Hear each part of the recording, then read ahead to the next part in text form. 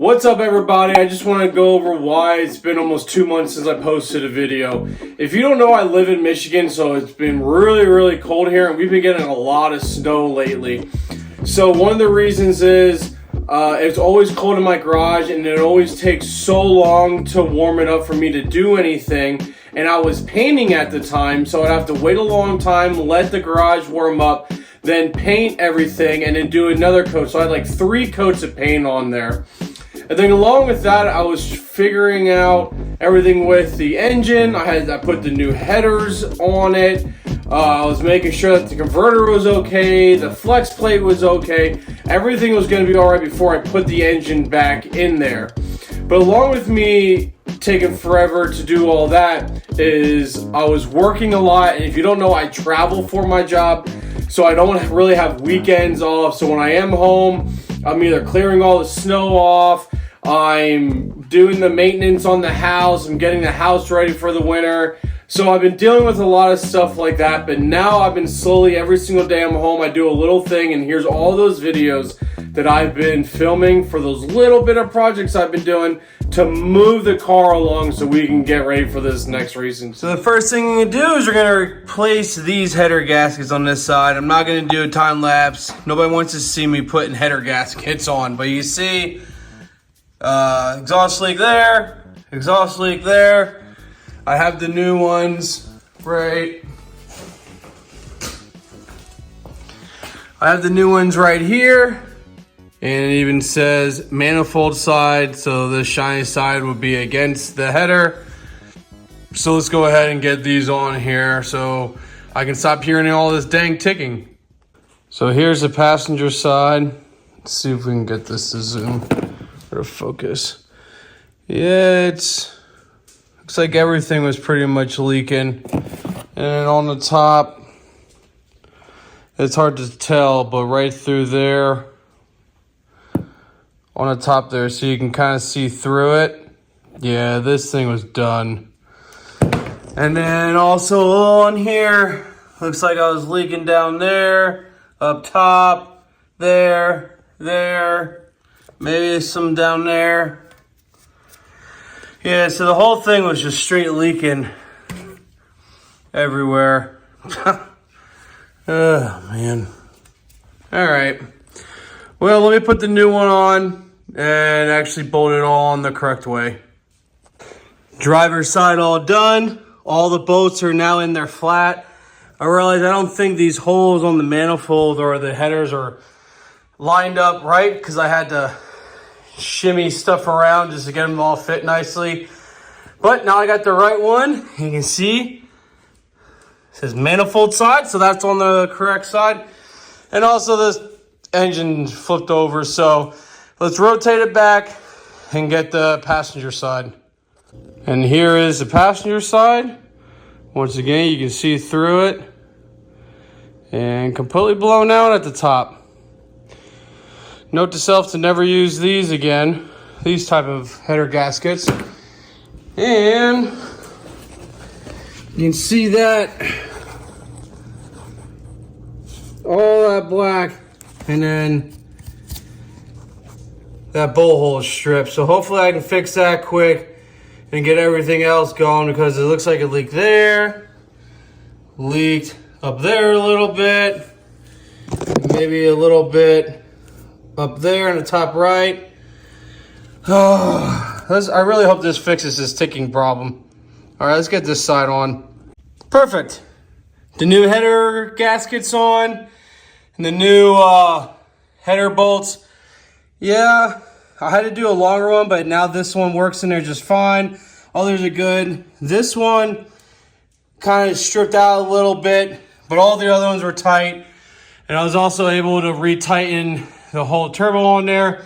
So now we got brand new header gaskets, new header bolts. The ones that were stripped, like back here, that was a real bad one. As you can see, it's fixed because I had a longer bolt. I used 1.5 inches compared to 1 inch.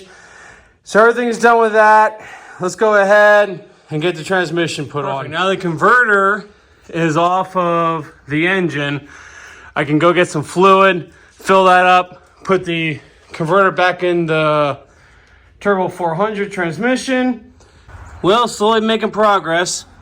Got the converter off, and then tomorrow I'm going to get some more transmission fluid so I can bolt that up. Or not bolt it, but slide it in the transmission. Perfect. Filled up the converter. Now that's on. And you see it's tucked back in there. Because if I put, it's going to connect onto those little, whatever you want to call it, tabs there to go into here. So that clicked in twice. So we're good to go. Now we can mate the transmission up to the engine now. Well, perfect. Transmission went on just fine. Got all the bolts in there. So next thing to do is just to take this whole assembly and boop, bop it right into the engine bay. Well, I got everything out of the engine bay that I wanted to. This cable goes to the hood release. I'm going to leave the brake booster in because I really don't feel like taking apart all that, and I'll just try to spray the spray paint in the back. But I did start to use the wire brushes that I have right there and right there on the drill.